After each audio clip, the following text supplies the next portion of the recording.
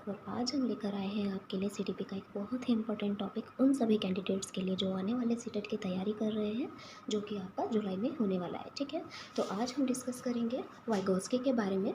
आपका जो सीटेट में साइकोलॉजिस्ट है उनके बारे में भी पूछा जाता है, जैसे जीन पियाजे हो गए आपके और वाइगोस्की हो गए। तो आज हम डिस्कस करेंगे वाइगोस्की के बारे में। जो आपके वाइगोस्की हैं, इनका जो पूरा नाम है वो है लेव वाइगोस्की। ठीक है, ये एक आपके रशियन साइकोलॉजिस्ट थे। ठीक है, इनको सोशल कंस्ट्रक्टिविस्ट भी कहा जाता है।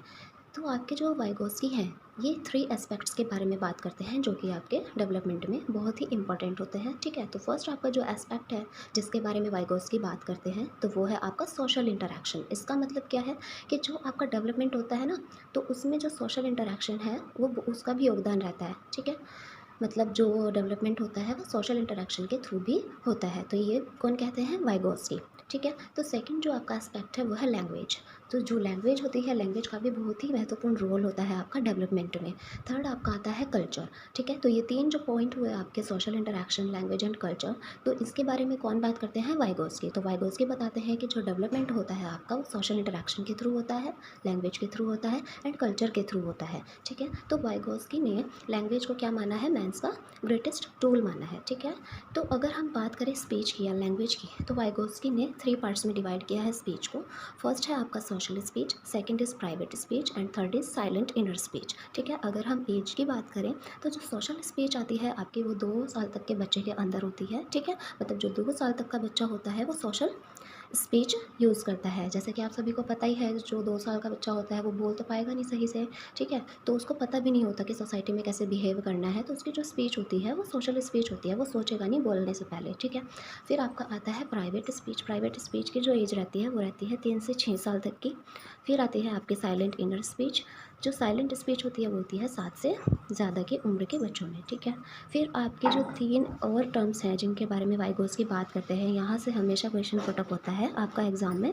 फर्स्ट आता है आपका ZPD। ZPD का मतलब होता है जोन ऑफ प्रॉक्सिमल डेवलपमेंट। ठीक है, पहले हम इनको पढ़ लेते हैं, उसके बाद डिस्कस करते हैं। सेकंड आपका आता है MKO।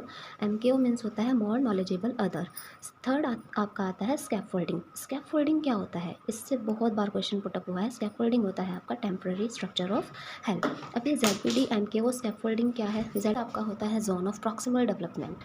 अब ये क्या है? आपका नेम से ही पता चल रहा है कि ये एक जोन होता है डेवलपमेंट का। अब हम यहाँ पर एक एग्जांपल के थ्रू समझते हैं। जैसे कि आपका जब आप साइकिल सीखते हो, ठीक है, तो जब आप साइकिल सीखते हो, ये तो है नहीं कि आपको बचपन से साइकिल चलाना आता है, तो आपको एक हेल्प की भी ज़रूरत होती है। ठीक है, तो वो जो जब आप साइकिल सीख रहे होते हो और आपको पीछे से आपके पेरेंट्स जो साइकिल पकड़ के हेल्प करते हैं, ठीक है, तो वो जो जोन है आपका सीखने का, जो जोन है, आप सपोज़ कीजिए कि ये मतलब जैसे कि यहाँ पे आप साइकिल सीख रहे हैं, यहाँ पर आपको हेल्प भी प्रोवाइड की जा रही है बाय पेरेंट्स। ठीक है, तो आपका जो ये सीखने का जोन है, ठीक है, ये जो आपका इन्वायरमेंट क्रिएट हुआ है एक टाइप से, तो ये क्या होता है? आपका क्या जोन ऑफ प्रॉक्सिमल डेवलपमेंट होता है। ये डेवलपमेंट का एक जोन होता है कि आप कहाँ तक सीखेंगे, एक जोन है। ठीक है, अब सपोज़ कीजिए कि एक लेवल आप लेवल भी आप समझ सकते हैं कि जो ये आपका एक लेवल है, सीखने का एक लेवल है कि अगर आपने सीखते सीखते आपने अगर ये क्रॉस कर दिया, ठीक है, तो इसका मतलब आप सीख जाओगे, आप इस जोन को क्या कर जाओगे? क्रॉस कर जाओगे। तो आपका एक जोन होता है सीखने का।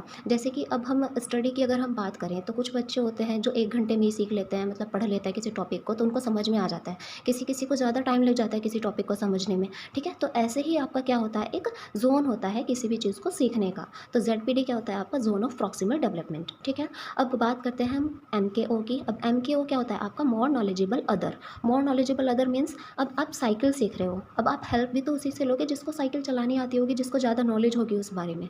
ठीक है, अब जैसे कि आप स्टडी कर रहे हो, आप प्रिपरेशन कर रहे हो सीटेट की, तो आप ऐसे थोड़ी करोगे कि जो आपके भाई बहन है छोटे, आप उनसे सीखोगे। आप किसी बड़े की ही तो हेल्प लोगे जिसको ज़्यादा नॉलेज होगी, किसी अच्छी फैकल्टी से आप हेल्प लोगे। ठीक है, तो वो जो आपके मोर नॉलेजेबल अदर होते हैं वो क्या होता है? आपके MKO। ठीक है, थर्ड आपका आता है स्कैफोल्डिंग। अब ये स्कैफोल्डिंग क्या है? स्कैफोल्डिंग होती है टेम्पररी स्ट्रक्चर ऑफ हेल्प। ठीक है, अब साइकिल के एग्जांपल से अगर हम समझें, तो जो आपके पेरेंट्स आपको साइकिल पकड़ के सिखा रहे हैं, तो वो जो हेल्प दे रहे हैं, वो साइकिल को पीछे से पकड़ रहे हैं, वो क्या है? एक टेम्पररी हेल्प है। जब आप साइकिल सीख जाओगे तो वो छोड़ देंगे साइकिल। ठीक है, सेम ऐसे ही जैसे कि आप प्रिपरेशन कर रहे हो सीटेट की, जब आप क्वालिफाई कर जाओगे अपना एग्ज़ाम, देन आप क्या करोगे? आप थोड़ी फिर सीटेट की क्लासेस को ज्वाइन करोगे। ठीक है, तो यहाँ पर जो हमने बात की वो थी ZPD की, MKO की, स्कैफोल्डिंग की। आई होप आपको अच्छे से समझ में आया होगा। अगर आपको कोई भी क्वेरी हो, कोई डाउट हो, तो तो आप प्लीज़ कमेंट सेक्शन में टाइप करके बताइएगा। आपकी जो सारी प्रॉब्लम्स है वो सॉल्व की जाएंगी। अगर आपको क्लास अच्छी लगे तो आप शेयर कीजिए, लाइक कीजिए। Thank you.